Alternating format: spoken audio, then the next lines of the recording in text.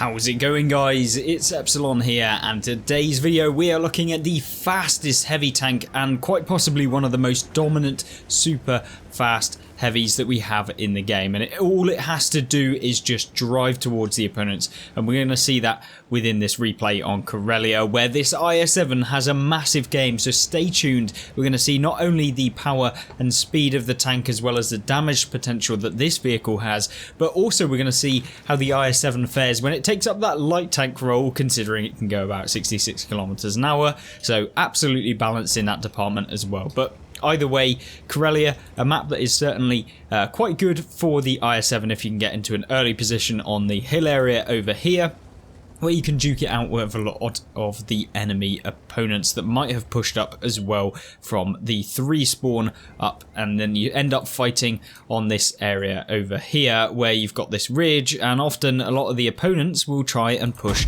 too aggressively. Things like medium tanks will try and catch you on the hill area before you can push up and be a nuisance. Now, unfortunately for the enemy team, they are not able to get into the position quick enough to deal with the IS7 to the point where they can't just get into the best position, hide behind the rock over here, and then there's no real way of digging them out unless you fully expose yourself. But unfortunately for the T-54 and the enemy team, he wasn't able to deal with the speed and armor that the IS7 has. As you can see, bouncing, what, 4 rounds off of the T-54?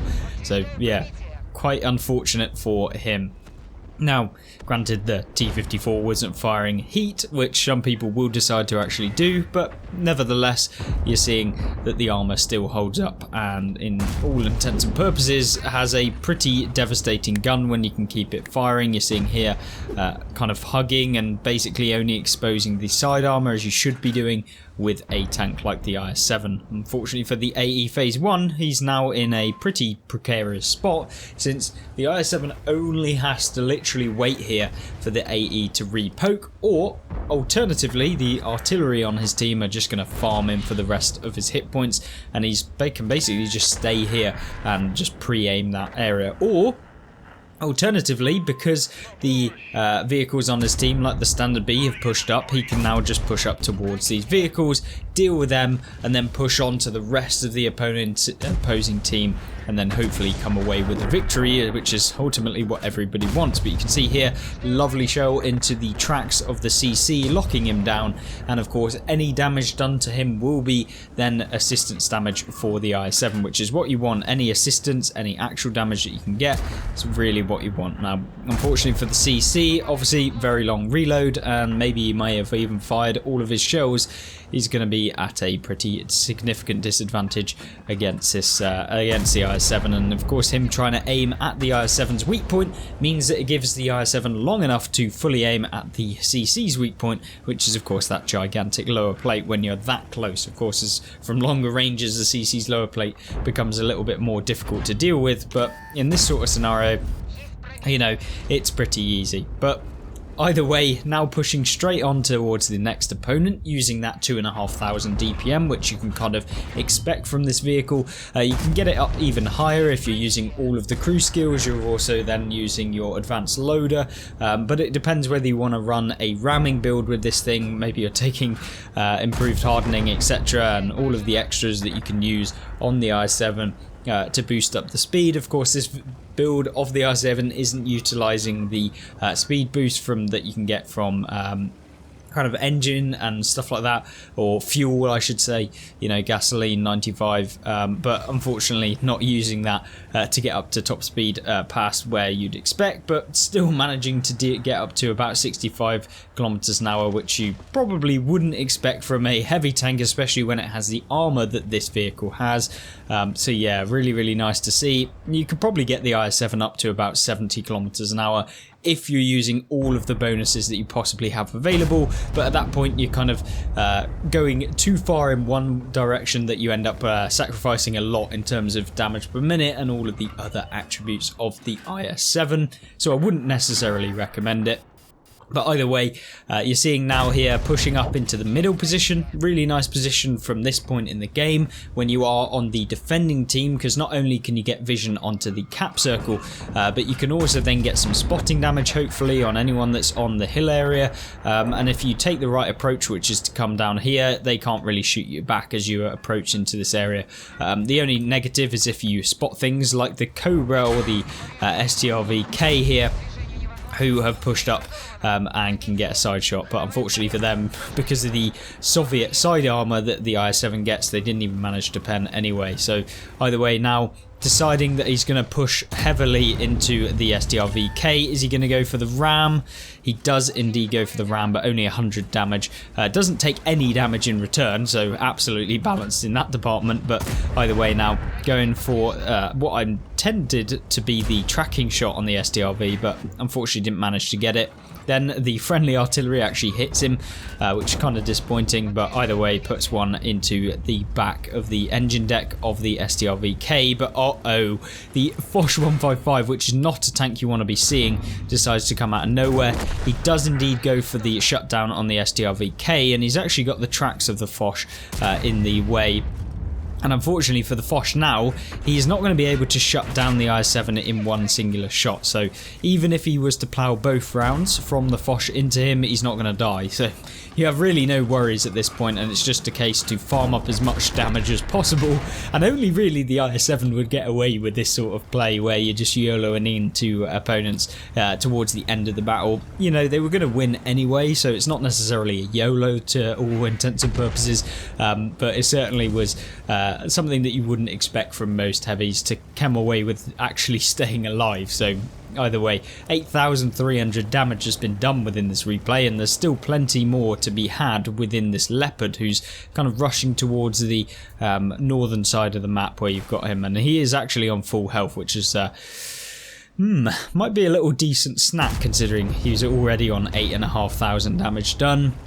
And obviously some has been from being undetected, so whether or not he'll get even more from being undetected, you don't know. Now, he did indeed seem to hit the Leopard, and he hits him again with the second shot there.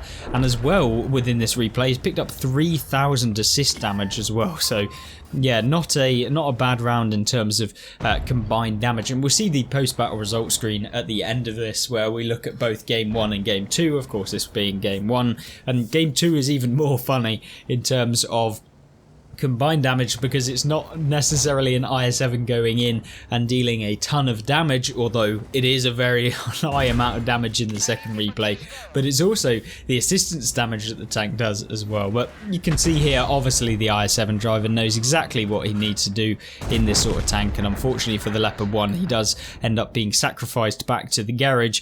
And yeah, a really good result in the IS7, and probably a result that you'd only see in a tank like the IS7 and not a lot of the other vehicles in the game. So 3 marks on him, of course, here, and yeah, very, very good player. But we'll see exactly what the stats say at the end of this video. So the next replay that we have is, of course, on Prokhorovka, which is a map that you probably don't want the IS7 in, because A, you don't really have gun depression with this tank, and B, you have good turret armor, but you have to expose so much of it because of that gun depression that you can end up just getting ploughed rounds into the hull armor of the tank. But what we're going to see in this replay is how the IS7 can still dominate on a map and play more like a light tank, using the speed that this vehicle gets to still come away with one of the best results you can probably hope for on a map like Prokhorovka, and still be a dominant force within the game. And already, straight away,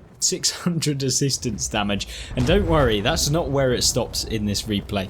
And we're going to see the frontline nature of the IS7 coming out, because at the end of the day, this tank is a bit more of a aggressive vehicle. It gets into position, it really shafts out the damage on your opponents, and hopefully you can kind of predict where they're going to be mobilize yourself to that position and then use your tank in the best way possible, usually going hold down, or at least avoiding taking any hull shots to this vehicle, because as soon as that sort of starts to happen, you start getting peppered and you don't have the best damage per minute, although it's not that bad considering that this is a heavy, and yeah, it can be very, very dominant, and that's why you can just drive forward, you can just be a nuisance to the opponents, and you really don't have to worry at all when it comes to pushing forward and being a really annoying tank to play up against. But hopefully you guys have enjoyed the first replay, and this one's only going to be as good. And you're seeing here a lot of blind fires going into where it's believed that the Gorilla 15 is. Now you can see that one actually didn't manage to hit, since the shell did actually give the explosion behind it, as I'm sure many of you already know, but for those of you that don't, hopefully that gives you an indication as to how you know whether you've blind fired anyone, is because of the fact that you've got that shell explosion behind where you fired. Now the Gorilla is indeed up in the bush right where he was aiming at before, so you can see this green bush here.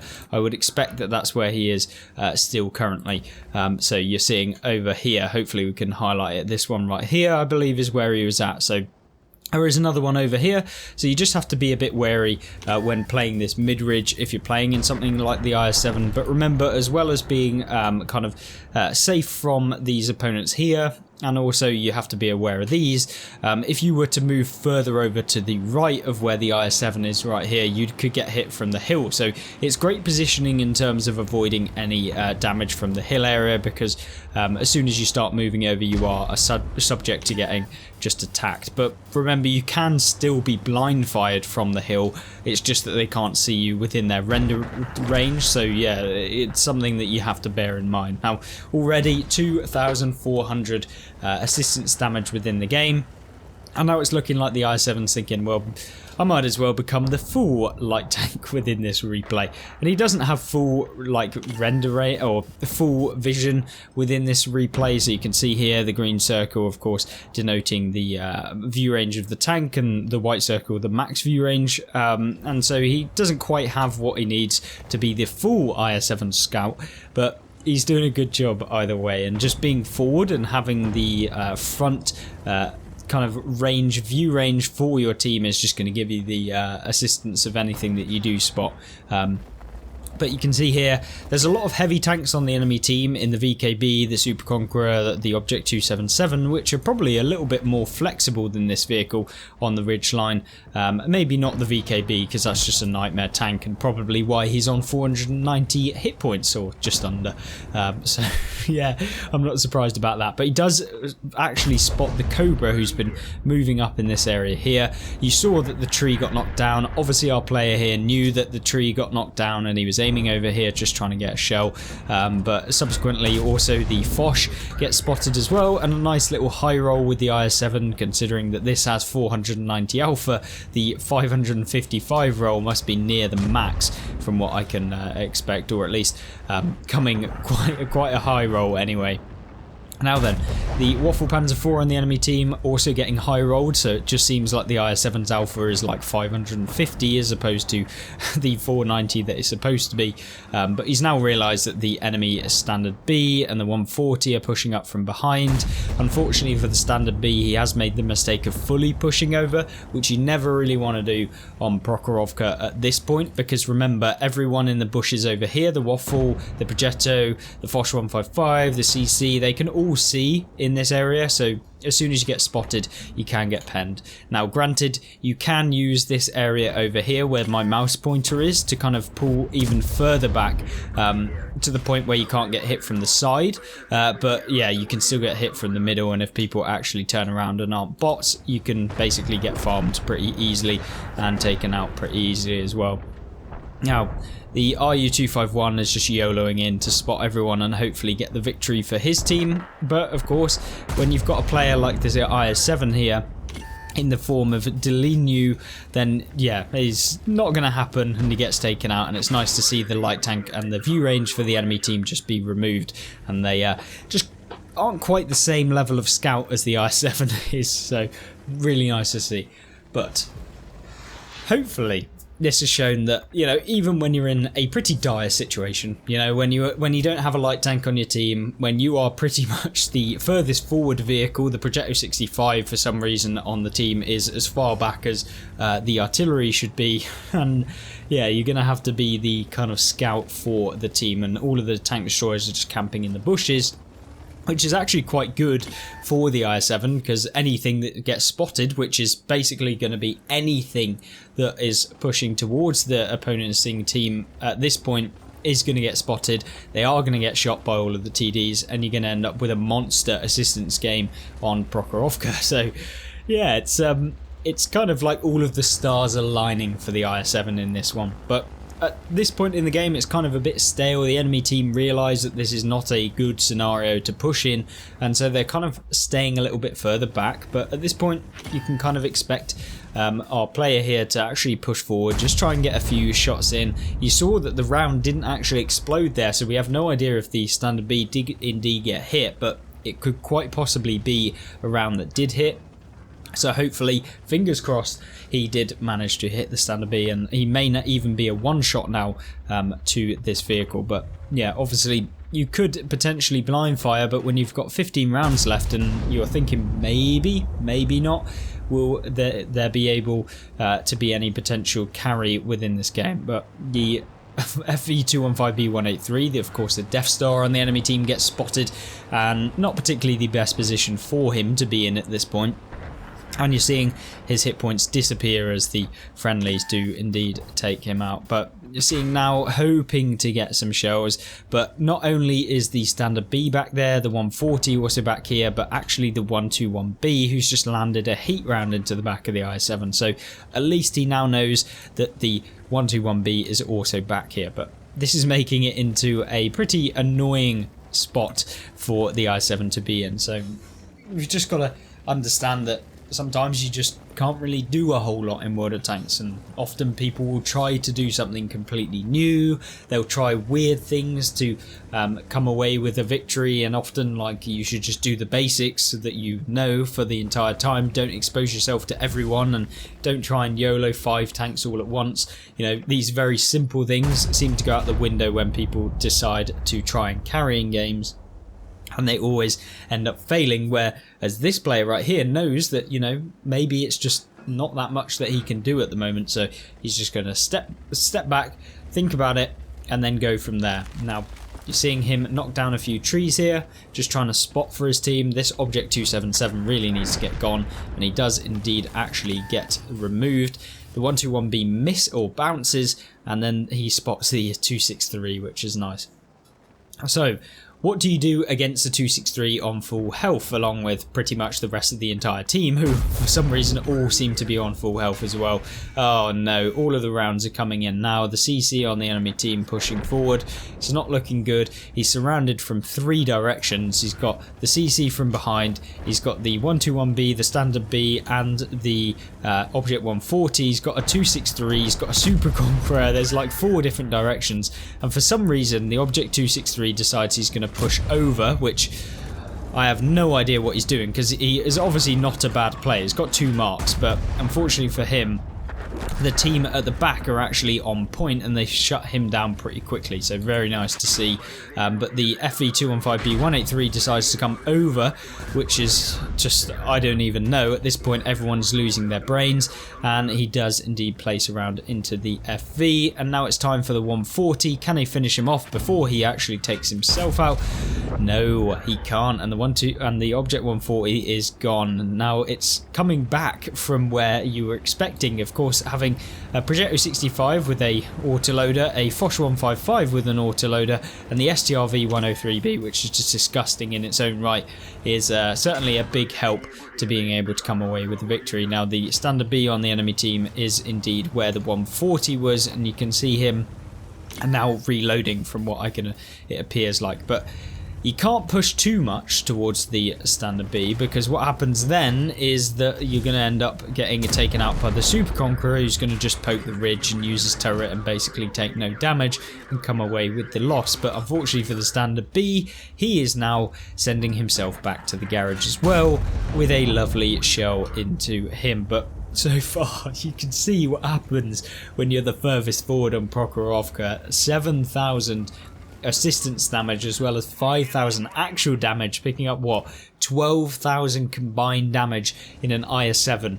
Yeah, definitely one of the more light tank roll videos that you've seen of the IS7 being played, or at least I've seen. So I've really enjoyed both watching the first replay where you see the pure damage, the aggressive nature of the IS7, but also this one where you're just seeing the IS7 just kind of playing that forward role, playing it really well, not overcommitting anywhere, and just basically sitting here and just farming up the damage as well as the assistance. And yes, the Projecto 65 on the friendly team decides to YOLO the Super Conqueror, and that is distracting him enough to allow the IS7 to potentially get a shell into the side of the turret, and he does, easy as you like. 450 damage added to the total, bringing it up even higher, and we have no idea if he managed to hit some blind fires. Can he hit the Super Conqueror for the final shell? He can.